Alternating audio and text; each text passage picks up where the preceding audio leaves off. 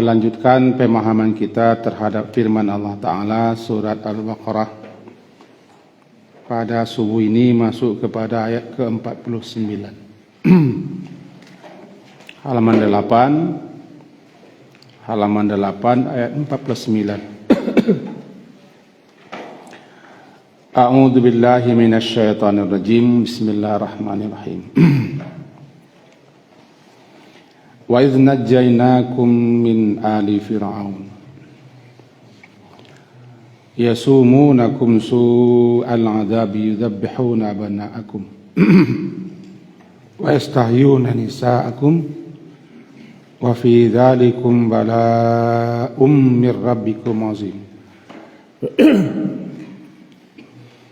Wa idz faraqna bikumul bahra fa anjaynakum wa aghraqna ala fir'auna wa antum tanzurun.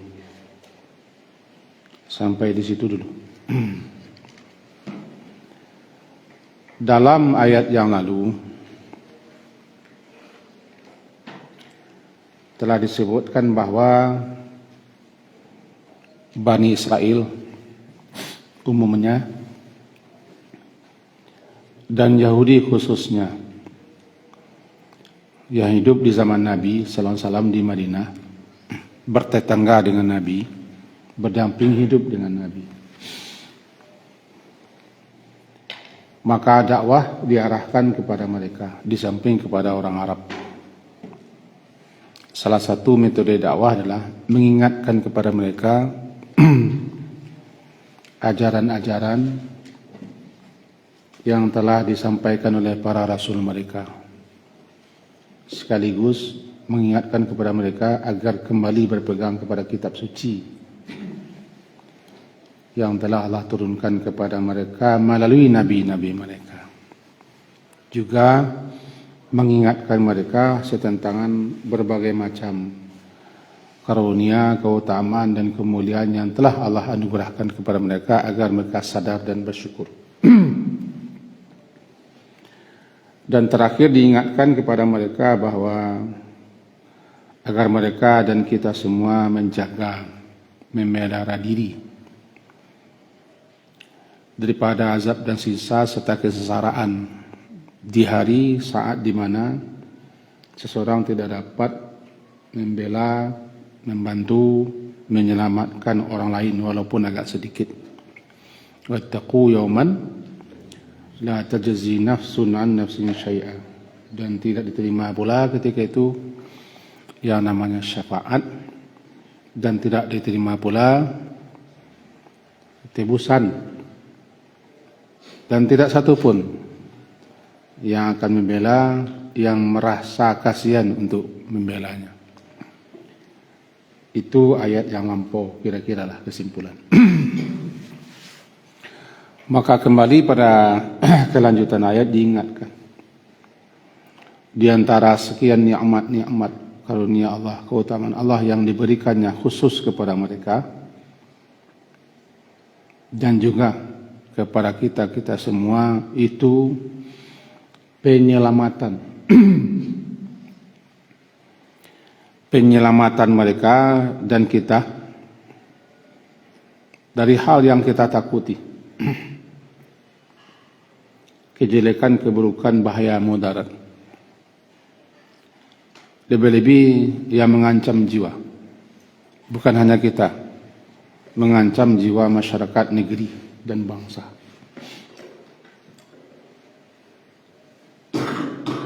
Ayat yang ke-49 itu dia, wa idz najjaynakum. Dan ingatlah, secara bahasa iz itu artinya ketika.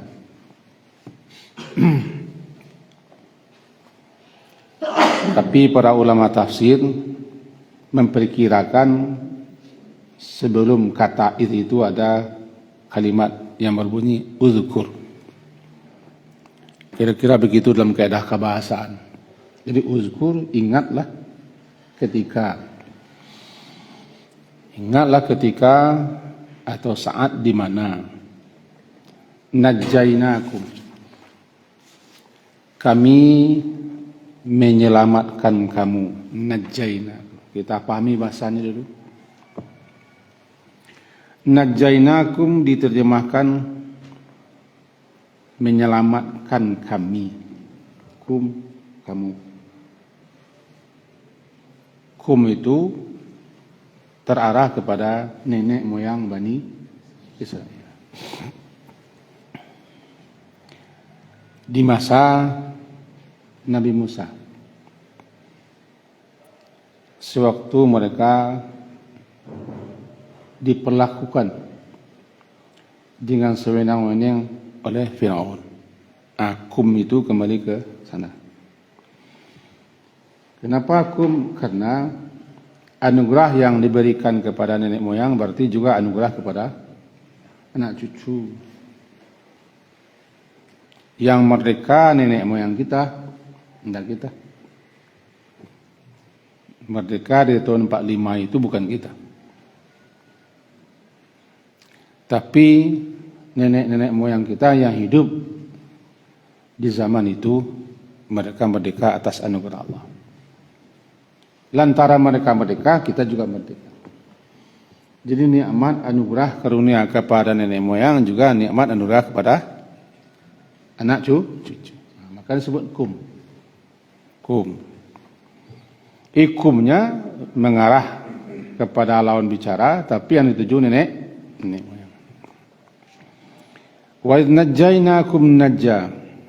Najja itu menyelamatkan. Asal katanya kan mengangkat ke tempat yang lebih aman. Kalau ada banjir, angkat ke atas. Ditarik ke atas. Jadi berarti tempat ketinggian. Jadi kalau orang banjir, tenggelam, ditarik ke atas. Dengan ditarik ke atas, di tempat yang tinggi, dia selamat. Itu namanya najah. An-najah. Najwa. Itu juga ada najwa. Nah, najjainakum, ingatlah ketika kami menyelamatkan kamu. Kata-kata najja itu oleh beliau pakar-pakar bahasa, itu menunjukkan bukan sekali, tapi berulang-ulang kali. Berulang-ulang kami menyelamatkan kamu, bukan sekali. Hai Bani Israel. Daripada Fir'aun, min ali Fir'aun. Daripada pengikut-pengikut, pembantu-pembantu, pendukung dan pendiking, anak buah Fir'aun. Tentu saja yang mengarahkannya, yang memerintahkannya, yang mengendalikannya, ya Fir'aun. Kalau Fir'aun sendiri tidak bisa. Tapi karena dia disokong, karena dibantu, dideking oleh para pengikut-pengikut setianya, karena ada kepentingan, ada keuntungan yang diperoleh, ya namanya Ali Fir'aun. Diterjemahkan orang masa kita pendukung-pendukung Fir'aun. Daripada Ali Fir'aun, kita tidak akan menjelaskan si Fir'aun itu siapa, karena menghabiskan waktu juga. Asalnya di mana,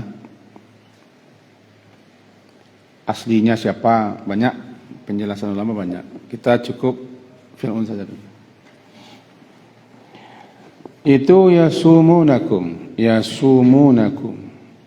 menimpakan kepada kamu.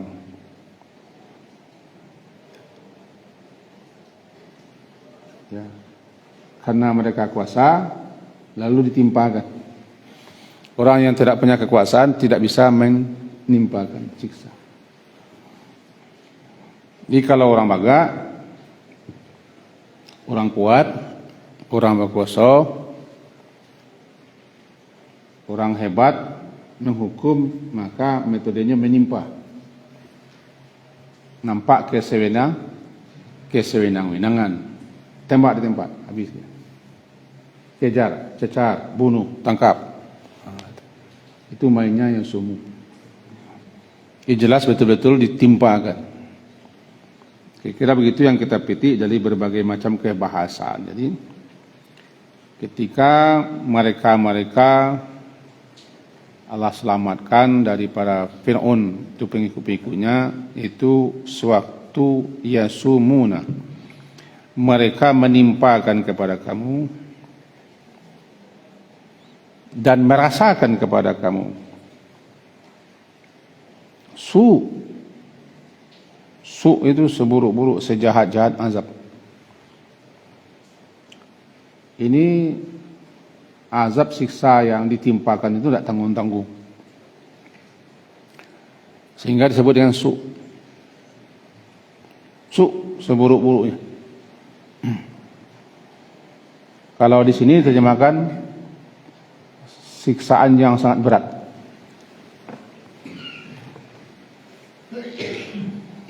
Su'al azab. Apa itu su'al azab? Ditafsirkan. Yudhabbihuna abna'akum. Yudhabbih. Dipakai kata bukan membunuh, menyembelih. Karena kata membunuh dengan menyembelih berbeda.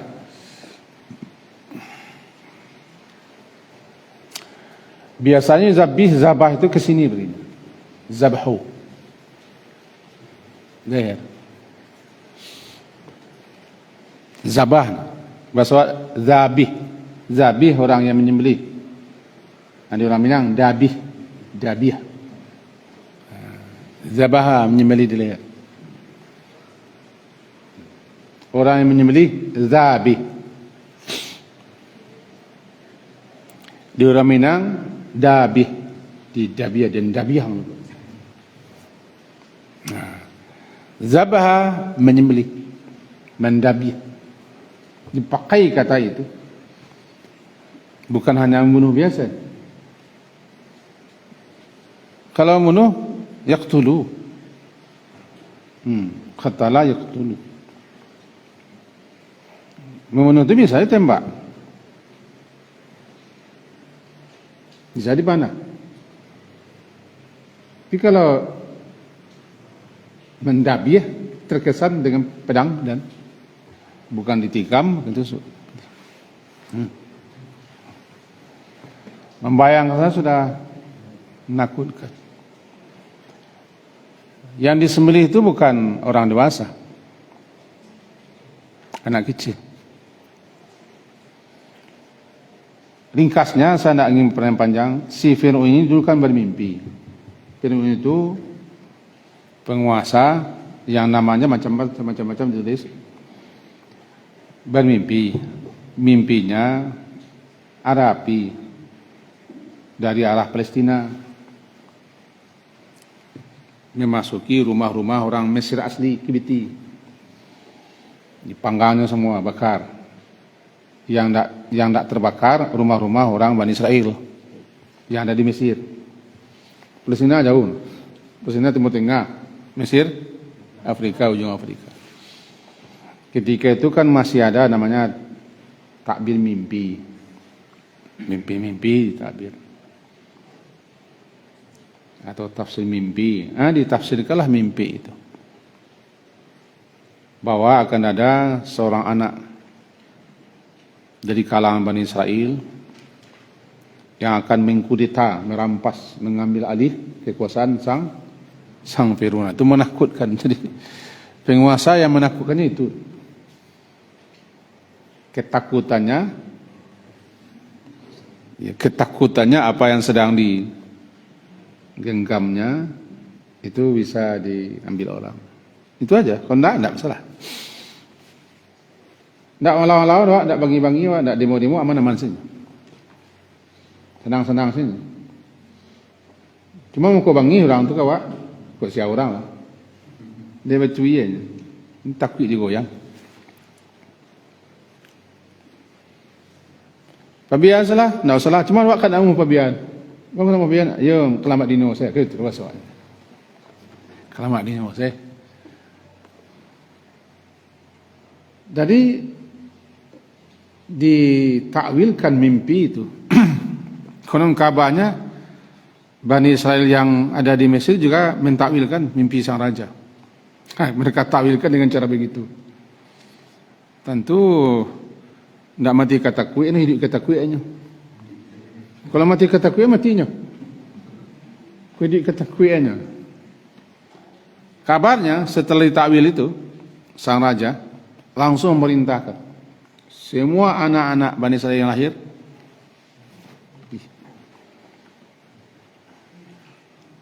kan kulit mereka berbeda tuh. Bani Israil orang Palestina,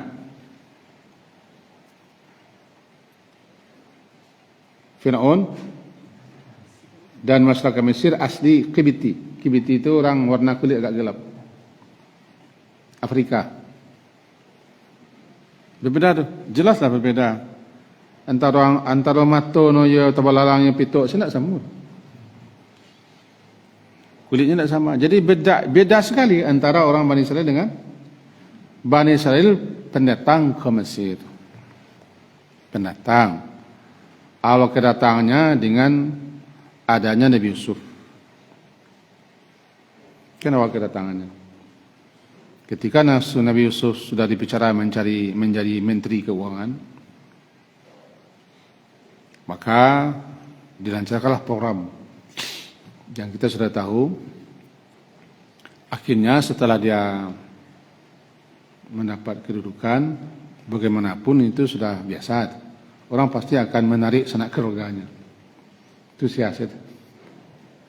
Wah kalau meci, wah kalau punya kedudukan, ya tentu nalai mengaku mama kau saudaranya. Mama, Pak Dang, Baku, Kampuang. Maka Nabi Yusuf tidak salah, dia ingin menarik keluarga besarnya Nabi Yakub, karena sudah lama tidak ketemu. Nah, Nabi Yakub gelarnya kan Israel. Gelar Nabi Yakub kan Israel. Anak Nabi Yakub dua boleh, bini, empat. Jadi kalau nak dua boleh, anak, tiga boleh bini.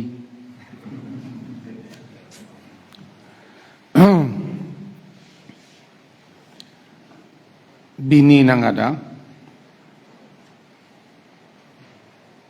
dan bini nombor dua di sana, anak paman. Nabi Yakub karena hati karena ketek, tapi pamannya tidak mengizinkan sebelum mengadang. Nah itu loh hebat. Tidak laku gini lah, tidak bisa lah. Itu syariat dulu. Kalau yo nang ketek, nang kadangku dia angkat ini itu masalah. Tapi syaratnya maharnya ngembagalo kambiang. 7 tahun. Selesai beko, orang pengen ketek, tambah lo maharnya. Oh, bini badan sana. Boleh, di zaman dulu boleh. Nanti dalam surah An-Nisa di zaman kita boleh. Kemudian masing-masing dua orang ko punya lo pembantu. Itulah. Tapi ibu dengar aku ya. Oh. Kalau kami ikut sunnah je.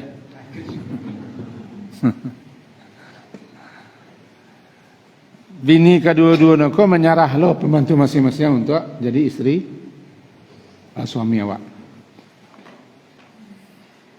Dia mempek bini. Dua boleh anaknya dia mempek laki-laki dua boleh. Nabi Yusuf yo adiknya Bunyamin lahir daripada istri Nabi Yakub yang ketek. Itu muka wajahnya agak tercelak. Sebab amakno tercelak. Karena hati pertama Nabi Yakub kan kau itu. Itu boleh. Itu kisahnya kan. Kedengkian bersaudara itu lebih hebat daripada kedengkian kepada yang lain. Kedengkian yang muncul daripada bersaudara itu lebih hebat daripada kedengkian kepada sesama yang lain. Dengkinya Qabil kepada Habil berujung pembunuhan. Dengkinya saudara Nabi Yusuf kepada Yusuf berujung pembunuhan. Tapi di tengah jalan ditukar rencana. Hebat. Begitu seterusnya. Bahkan perebutan kekuasaan dan kerajaan itu tuh, antara bersaudara. Eko kemapi kerja. Nah, maka ketika Nabi Yusuf sudah mulai dipercaya di Mesir, menjadi orang besar di Mesir, Abdullah mengundang Nabi Yakub besar keluarga besar. Saja itu berkembang anak cucu Nabi Yakub di Mesir. Karena gala Nabi Yakub ke Israel, maka bernamalah Bani Israel. Sampai ke zaman Nabi Musa mereka surah ramai. Tapi kadang begitu loh orang membuat bahasanya. Dia hati minta yang tuang. Itu loh masalah. Dia tanah setapaknya nak ke minta sepiriang. Sebulan dia minta tanah. Kira-kira itulah orang Bani Israel setelah peninggalan nabi-nabi mereka ingin kau Bani Israel ada yang dari Pak? Ada orang Bani Israel ada yang dari Pak? Ingin menguasai.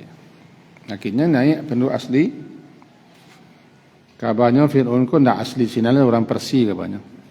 Yang merantau ke situ, kuasa di situ. Ya Allah alam. Nah, setelah Bani Israel berkembang,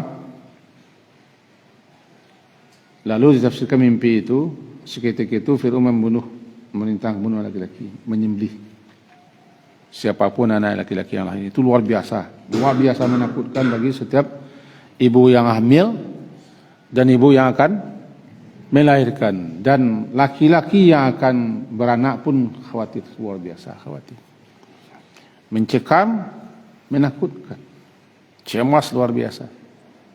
Kalau lahir anak laki langsung mata-mata adalah intelijen adalah bernamalah dia isu al-adab, seburuk-buruk azab. Membayangkan itu sangat ngeri. Anak laki-laki kamu ya yadzabihuna abna'akum. Ketakutan sang raja, jangan-jangan memang kerajaannya dirampas, dikudeta, diambil alih. Jadi kalau seorang raja sudah begitu, dia akan melakukan apa saja. Itu pelajaran mereka. Orang kalau terusik kekuatannya, kekuasaannya, melakukan apa saja kalau dia beriman. Sedangkan masih punya iman, orang sudah mau menyingkirkan.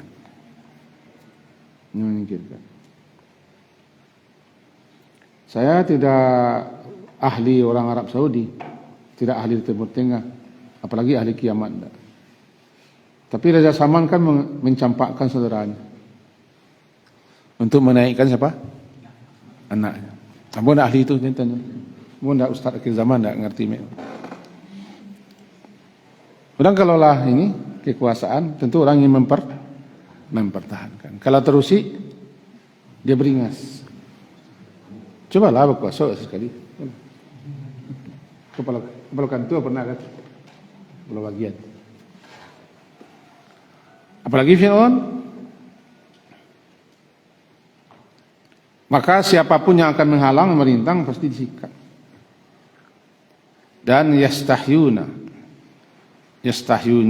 bukan menghidupkan, membiarkan hidup. Membiarkan hidup anak atau perempuan kamu. Dibiarkan hidup itu bukan kasihan. Bukan lantaran hibah. Enggak. Tentu untuk dipakai, dipergunakan. Karena Bani Israel di Mesir dulu menjadi pekerja-pekerja setelah itu. Jadi buru-buru. Nah, kekhawatiran itu pula lah nanti beliau mengusulkan kepada Fir'aun agar jangan membunuh semua anak laki-laki, nanti habis bekerja. Habis buruh. Ditugalah bahwa setahun dibunuh, setahun tidak. Lahirlah Nabi Musa di zaman pembunuhan, Nabi Harun di zaman tidak pembunuhan. Itu makanya hidup Nabi Harun. Nabi Harun itu hidup di tahun tidak ada pembunuhan. Nabi Musa lahir di tahun pembunuhan. Tapi karena yang menghidupkan, yang matikan bukan Fir'aun, hidup Nabi Musa. Hidup Nabi Musa.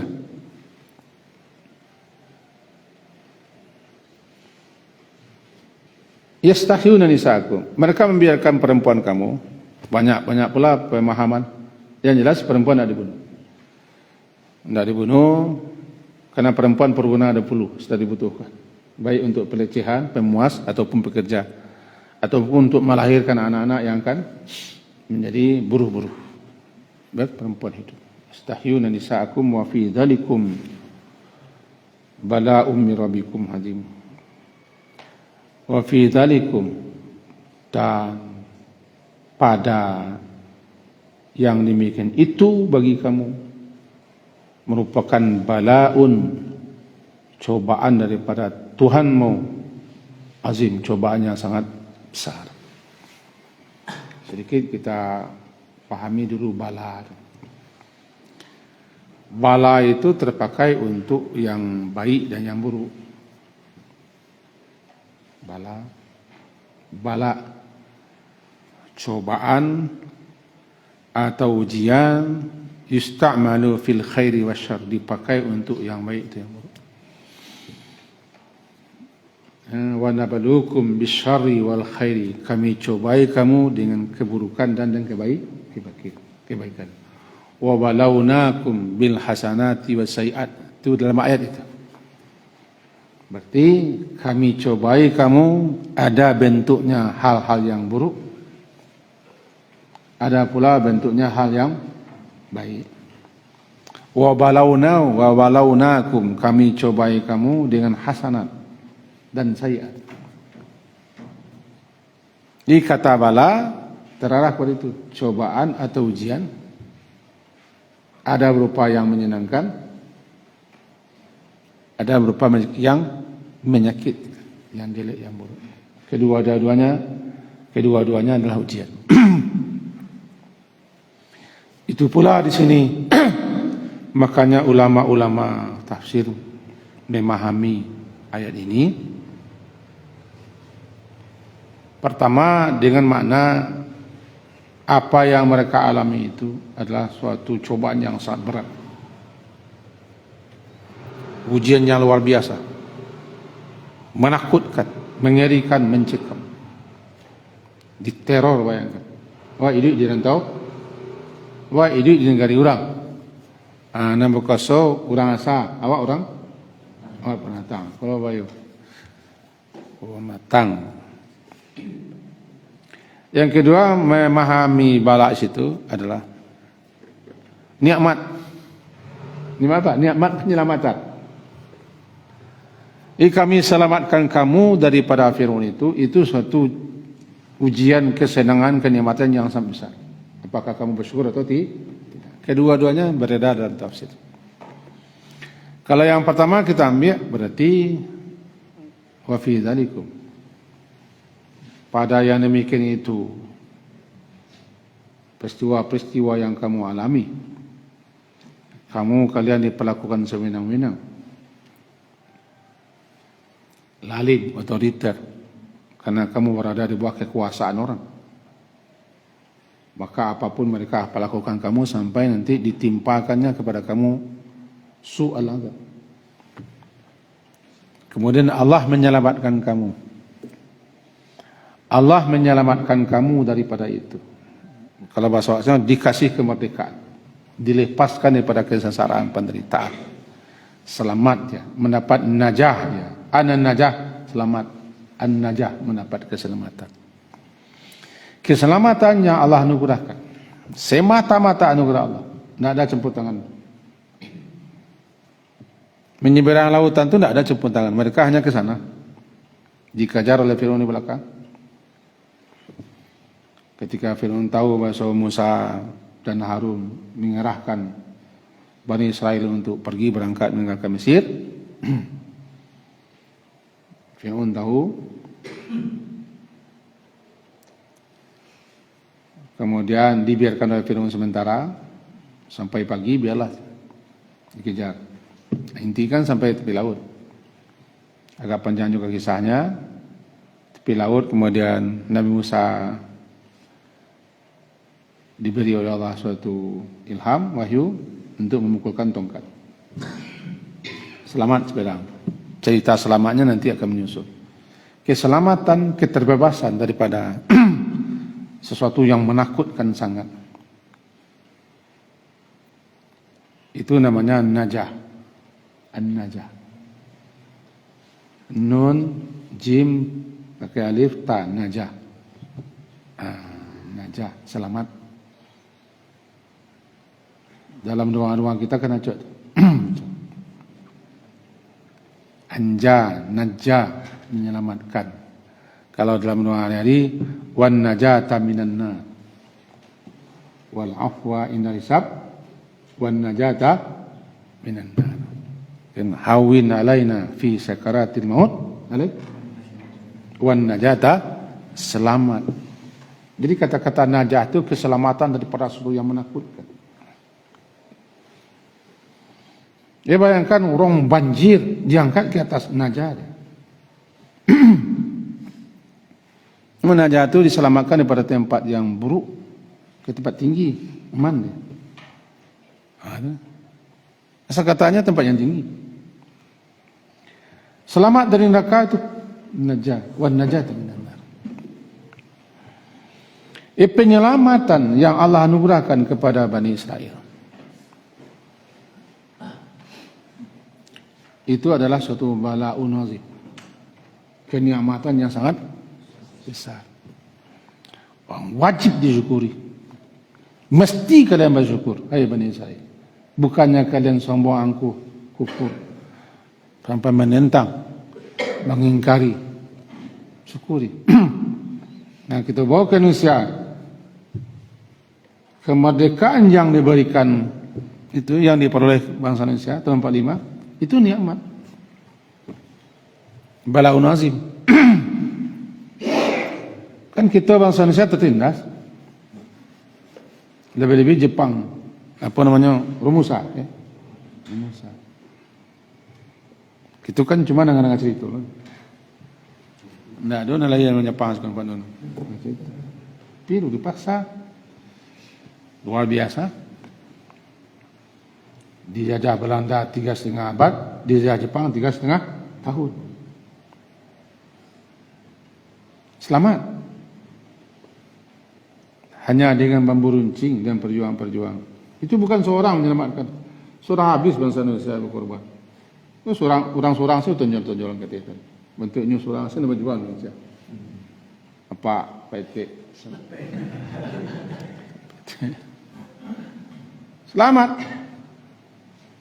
Keterbebasan daripada yang menakutkan, daripada cengkraman yang berujung kepada pembantaian dan pembunuhan, penyiksaan, najah. An-najah. Jadi najainakum. Itu semua bala'un azim, kenikmatan yang sangat besar yang harus kamu syukuri, dan kamu harus mengingat Tuhanmu yang telah menganugerahkan itu dengan berbuat taat patuh kepada. Itu yang memahami balaknya dengan nikmat. Ada juga yang memahami balak itu bukan nikmat, tapi adalah balak, cobaan, keburukan. Apa yang kalian alami, penindasan, kekejaman Fir'aun dan seterusnya, itulah suatu cobaan berat bagi kamu, cobaan kesabaran, ketabahan dan segala macam bagi kamu semua. Kedua-duanya terpakai dalam pemahaman ulama, dan kedua-duanya benar. Karena kesenangan, kenikmatan, kebahagiaan, karunia, cobaan. Keburukan, kejelekan juga cobaan. Kedua-duanya ujian. Nah, kita alihkan sedikit saja kepada surat Al-Anbiya, sedikit saja. Sedikit, tidak lama, paling-paling menjelang selesai. Surat ke-21 ayat 35 halaman 324. Kita hanya menjelaskan sedikit. Halaman 324 ayat 35 di bawah sekali. Surat ke-21 Al-Anbiya halaman 324 di bawah sekali ayat 35. Kullu nafsin dha'iqatul maut wa nabluukum bisyarri wal khairi fitnah. Nablu, kami cobai kamu. Nablu itu bala. Nablu, kami mencobai kamu atau kami menguji kamu. Bisyarri, dengan keburukan, wal khairi, dan kebaikan. Berarti kedua-duanya bala. Kami cobai kamu, kami uji kamu dengan syar dan dengan khair. Syar atau khair, khair atau syar, kedua-duanya bala. Fitnatan, sebagai ujian. Maka bala bisa dua. Bisa hal-hal yang syar. Menurut para ulama tafsir, salah satu Ibnu Katsir adalah segala yang tidak kita sukai, yang tidak kita senang, yang tidak kita inginkan. Yang buruk, yang jelek, namanya syar. Itu bala. Kebaliknya khair, segala yang menyenangkan, yang disukai, yang diinginkan, yang bikin orang bahagia, namanya khair. Kedua-duanya bala. Sebagai fitnah, sebagai ujian. Yang jarang orang sadar bahwa dia sedang dibala ketika menepek, ketika lai.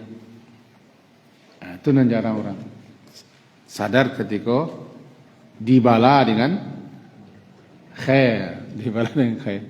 Sehat khair, sakit syar, kedua-duanya bala. Mendapat, kehilangan, ya bala. Bahagia, sengsara, ya bala. Lulus, gagal, ya bala. Kaya, miskin, ya bala. Senang, susah, ya bala. Kedua-duanya bala. Kedua-duanya sama ujungnya, fitnatan, sebagai ujian. Nah, kita buat kesimpulan kaji kita, karena hari dah siang. Dari ayat yang kita pelajarin tadi, pertama dapat kita pahami bahwa kita semua diingatkan setentangan nikmat-nikmat yang telah Allah anugerahkan, agar kita mensyukurinya, jangan mengkufurinya. Mensyukuri dengan jalan mendekatkan diri kepada pemberi nikmat, jangan membangkang, ingkar, sombong, dan jangan sampai kufur nikmat. Satu.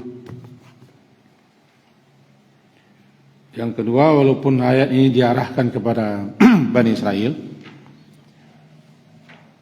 yang hidup zaman Nabi, karena Bani Israel tidak ada di kita, tapi ayat ini petunjuk untuk kita. Apa, ingatlah nikmat-nikmat penyelamatan yang Allah anugerahkan kepada kita, baik secara pribadi ataupun kita ambil kasus semalam, orang melantak auto semalam yang tidak mati. Ingat nikmat itu nanti, penyelamatan namanya. Ya, kita ini kapan saja kita terbebas, selamat dari bahaya, namanya kita mendapat najah. Ayat najah. Kapan kita secara pribadi, keluarga, masyarakat, negeri kita, ketika kita selamat dari petaka dan bencana, kita mendapat najah. Nah, ingat itu. Itu dua. Karena masing-masing kita pasti sering mendapat an-najah. Cuma lupa. Alasannya lupa. Kalau lupa kok tidak ada, itu saya alasannya. Pelajaran yang ketiga,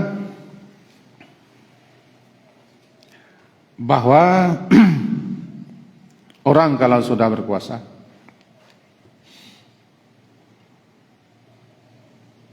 jika dia tidak beriman, maka dia tablintang lalu tujuh patah. Siasan ini muko lawan.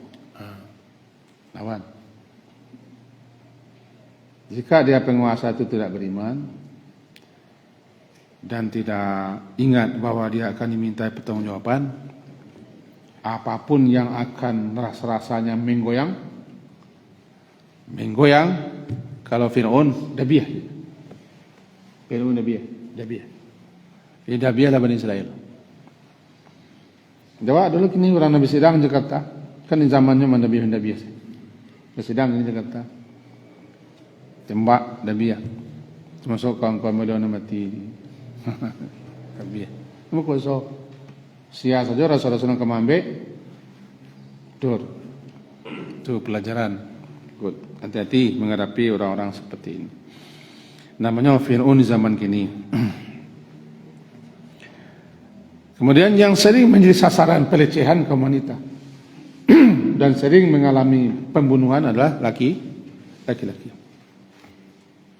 Semuanya itu, apakah nikmat ataupun keselamatan nikmat ataupun keburukan kesengsaraan yang kamu alami, bala. Jadilah hidup ini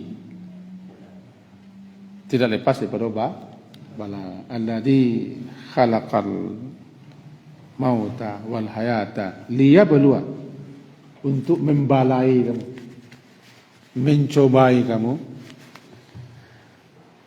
baik berupa hal yang menyenangkan atau yang tidak menyenangkan, baik berupa khair ataupun syar. Tidak bisa kita lapih dari nandu cukup. Kena siang malam dah, kena hujan taduh. Hujan taduh. Akhirnya tadi jalan selesai ada bala Aceh. Sekian kaji kita sepagi kini. Syukran ya Rabbi, syukran. Hadaita qalbi, syukran.